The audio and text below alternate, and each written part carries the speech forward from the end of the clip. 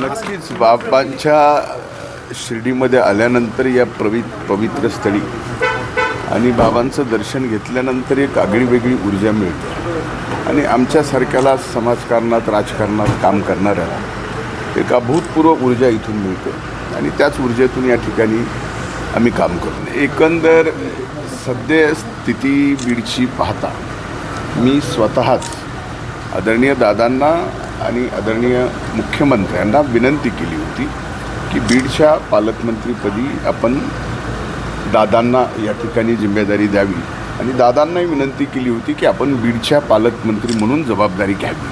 म्हणजे एकूणच पुणे जिल्ह्याचा तसा विकास झाला आहे तसा बीडचाही या ठिकाणी दादांकडे जबाबदारी असल्यामुळे उपमुख्यमंत्री असल्यामुळे अधिकचा होईल ही एक भावना आणि सध्याची जी परिस्थिती आहे त्या परिस्थितीमध्ये आपण ही जबाबदारी घेतली नाही पाहिजे ती दादांकडे नाही। आता त्या बाबतीमध्ये माझी काही आणखीन चर्चा झाली नाही। मी आजच आलो आहे सांगते म्हणजे समारोपाच्या या कार्यक्रमाला त्या बाबतीत सर्वांशी चर्चा करूनच मला बोलता येईल। एक घ्या त्यांची मागणी काय असावी त्याच्यापेक्षा माझी स्वतःची भावना ही पक्षाच्या प्रती आपण काय व्यक्त केली पाहिजे आणि सध्या परिस्थितीत आपण स्वतः काय निर्णय घेतला पाहिजे हे या ठिकाणी मी स्वतः म्हणून विनंती केली आमच्या पक्षाला आणि पक्ष नेतृत्वाला की या जिल्ह्याच्या पालकमंत्र्याची जबाबदारी आपण घ्यावी। विषय जे आरोप आहेत ज्या आरोपाच्या बाबतीत ते एकतरी आरोप त्यांनी खरा करून दाखवावा विनाकारण मला त्यावर काही आत्ता बोलायचं नाही।